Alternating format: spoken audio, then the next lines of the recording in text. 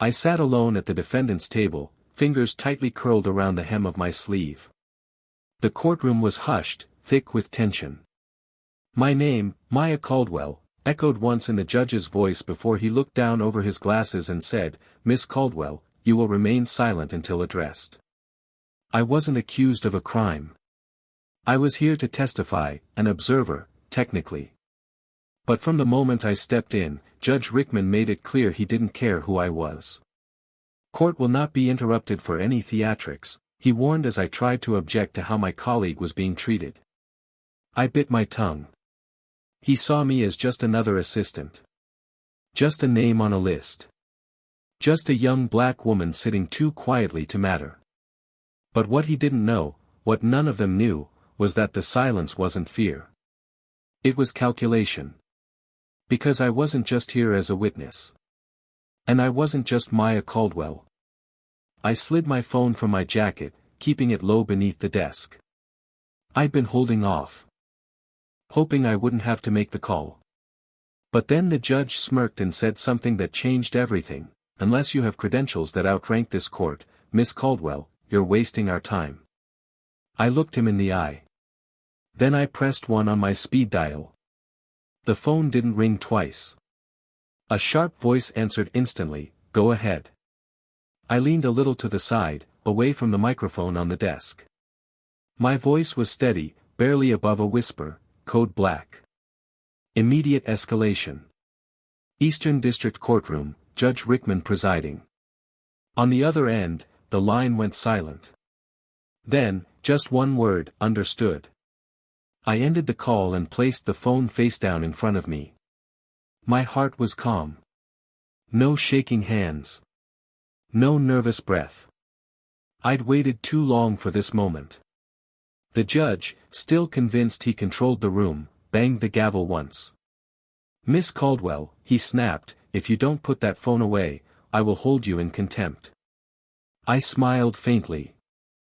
"Permission to remain seated, Your Honor." He blinked.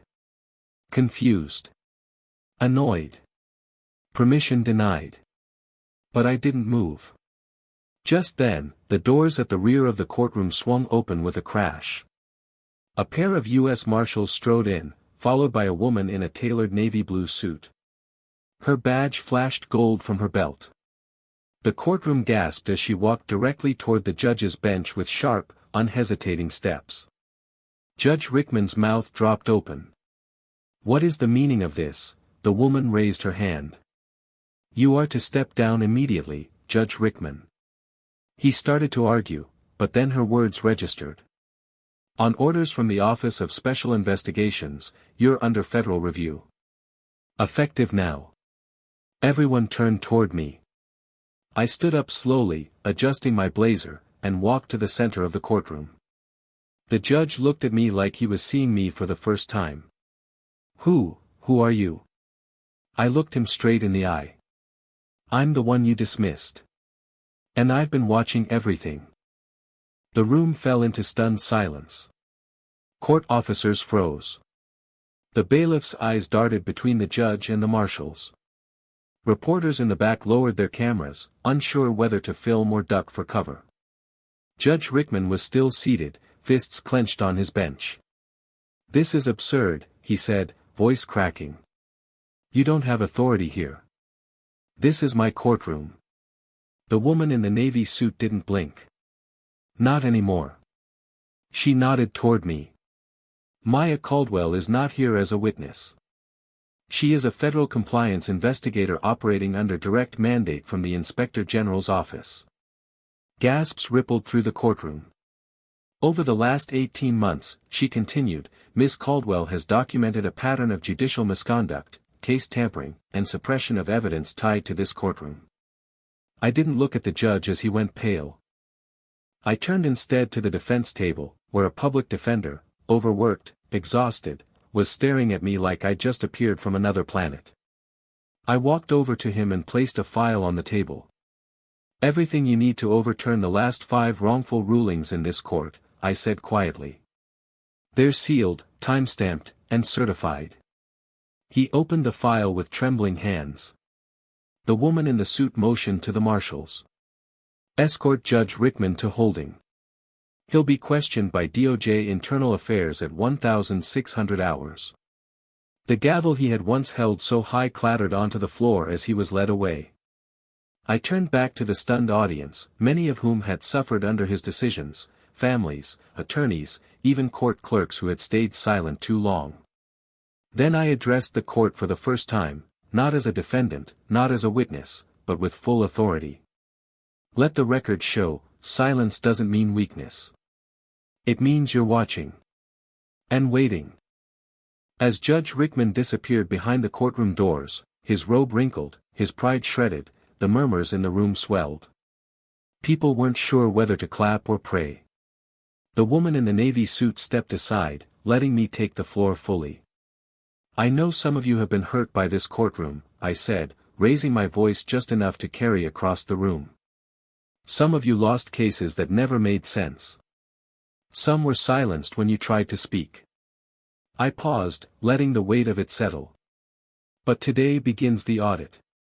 I turned to the clerk's desk. Please retrieve the sealed storage files labeled C-14 through C-32. The clerk, eyes wide, nodded without question and stepped into the back office. One of the defense attorneys, an older black woman in a deep gray pantsuit, stood up slowly from the gallery. I've been filing motions on those cases for years, she said. They always disappeared. I met her eyes. They didn't disappear. They were buried. On purpose. I found them in an unauthorized private drive under Rickman's credentials. He never expected anyone to look that deep. The doors opened again. This time, agents rolled in 2 carts filled with boxes. Each one labeled, catalogued, and logged with digital copies. The courtroom was still packed, but the energy had changed. From fear to fire. One by one, the files were opened. One by one, the names were read aloud. People who had been locked away on faulty charges. Cases dismissed with no appeals. Families ruined. Lives rearranged. And finally, I pulled the last folder from the bottom. This one wasn't about someone else. It was about me. I held the folder in my hands, its edges worn, the label smeared but legible. Caldwell, Maya, dismissed filing, 2020. Case ID, suppressed. No further action. I hadn't looked at it since they shut the door on me 5 years ago. Back then, I was just a first-year law student who uncovered irregularities in a minor eviction case. Nothing explosive, until I realized the judge involved had personal financial ties to the landlord's company. I filed a complaint, thinking I was doing the right thing. Instead, the case was buried. My internship was revoked. I was told to stop asking questions. I almost listened. Almost. Now, standing here, I opened the folder and held up the original document I had submitted. The courtroom screen flickered to life as the digital version appeared, blown up and timestamped. This is the report I filed in 2020, I said clearly. It named 2 sitting judges, one of whom is Judge Rickman. The other has since resigned. The audience watched as names, bank records, and sealed testimonies flashed across the screen, undeniable evidence of judicial collusion. This document never made it past intake, I continued. Someone classified it as incomplete and deleted it from the system. But what they didn't know, what Rickman never figured out, is that I printed a hard copy. And I stored it off-site, with timestamps. I laid the folder flat on the evidence table. A federal agent stepped forward to log it in. One woman in the gallery, hands trembling, burst into tears. Another man whispered, "They're all gonna fall." I didn't smile. I didn't gloat. I just said, "We're reopening everything." And with that, the foundations of a corrupted system began to shake, because the girl they thought they silenced was now the one with the mic. Within the hour, the courtroom had transformed from a hearing into a command center. FBI tech specialists arrived with laptops and scanners. A mobile evidence unit set up outside. Reporters waited just beyond the marble steps, blocked by federal agents who were no longer taking questions. But the real storm was unfolding inside. One by one, lawyers and clerks came forward, quiet at first, then stronger, carrying stories they'd kept hidden for years. Suppressed filings. Mishandled motions. Pressure to rewrite records. Fear of retaliation. Every voice added fuel to the fire. The woman in the navy suit, Agent Callahan, stood beside me now. "You just opened the gate," she said. "Now they're pouring through." I nodded. "That was always the plan." "What about retaliation?" she asked. "We can put you into protective status if needed." I shook my head. I didn't come this far to hide. Just then, my phone buzzed again. It was a secure message. A name had been flagged in the system, someone who had signed off on multiple case dismissals alongside Rickman. I read it once. Then again. It was a name I hadn't expected. Judge Horace Whitman. The Chief Justice of the District. I turned to Callahan. "We're not done." Rickman was just the first. She narrowed her eyes. "Are you sure you want to go that high?" I didn't hesitate. "I didn't tear this down just to stop at the basement. We're going all the way to the roof." The next morning, I walked into a different courtroom, this one colder, quieter, and far more dangerous. Courtroom A1. The Chief Justice's chamber. Judge Horace Whitman had presided over this district for more than a decade. Respected. Untouchable. He wore silence like armor and power like perfume. No one challenged him. Until today. I took my seat at the front of the gallery as Agent Callahan and her team filed in behind me. The court hadn't been informed about our presence until minutes before the hearing, standard protocol when the suspect holds the highest position. Whitman entered from the side door, moving slowly but confidently, still believing this was his courtroom. He barely glanced at me. "This is a surprise," he said to Callahan. "Your presence here wasn't requested." She handed him a sealed folder. It was authorized. He broke the seal, scanned the first page, and chuckled under his breath. "Allegations. That's all this is." Then he turned directly to me. "And let me guess, you're behind this sudden interest in justice?" I stood up. "No, Judge Whitman. I'm not interested in justice." He frowned. "I'm interested in the truth." The courtroom doors swung shut behind us as 2 U.S. Marshals posted at the exits. Whitman scoffed. "This is political theater." But then Callahan opened a second folder, and placed 2 signed affidavits on the bench. They weren't just statements. They were sworn confessions from 2 former clerks who had worked under Whitman, admitting they had been instructed to divert or dismiss any filings tied to judicial misconduct, including mine. His smile faded. And for the first time, I saw it, uncertainty in his eyes. He opened his mouth, but Callahan cut him off. "Horace Whitman, you are hereby placed under federal review for obstruction, suppression of evidence, and gross ethical misconduct." The air in the chamber turned still. And I took one step forward. "You built a fortress on fear," I said calmly. "But you forgot, when you push people down long enough, they don't disappear. They dig." Whitman's jaw clenched, but he didn't speak. The papers in his hands trembled slightly. For a man who ruled without question, the loss of control was visible now, seeping into every line on his face. The 2 marshals stepped forward. "Sir, we need you to come with us." He looked at them. Then at me. And then, with a sneer, he said the last thing I ever expected, "You're just a girl with a grudge." The words landed with the weight of his ego, but not his authority. That had already crumbled. I didn't flinch. I didn't blink. I simply replied, "Maybe. But that was enough to bring your empire down." Whitman was escorted out through a private hallway, no media, no fanfare. Just silence. Agent Callahan turned to me. You know what happens now, right? The review won't stop here. There will be others. People with connections. People who'll try to discredit you. I nodded. They're already trying. And you're still standing. Exactly.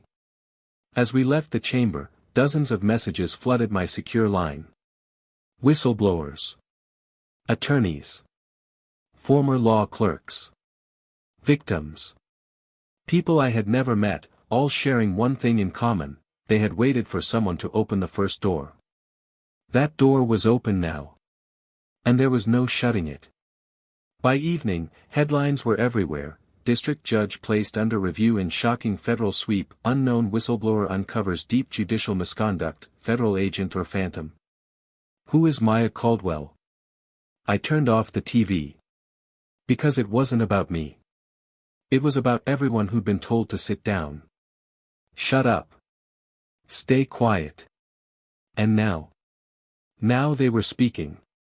Within 48 hours, 3 more judges across the state were placed under emergency review. Archived cases were unsealed. Wrongfully convicted individuals were contacted by new attorneys. Some were released on bond that very night. Others, long forgotten by the system, received apologies from the same courts that once silenced them. But this wasn't just legal cleanup. It was a reckoning. News crews camped outside federal buildings. Former prosecutors began stepping forward on live television. Entire law firms were issuing public statements, some distancing themselves, others apologizing for turning a blind eye. And behind the scenes, I stayed working. No interviews. No podiums. Just paperwork, encrypted drives, cross-referenced timestamps. Agent Callahan brought me coffee every morning and updates every afternoon.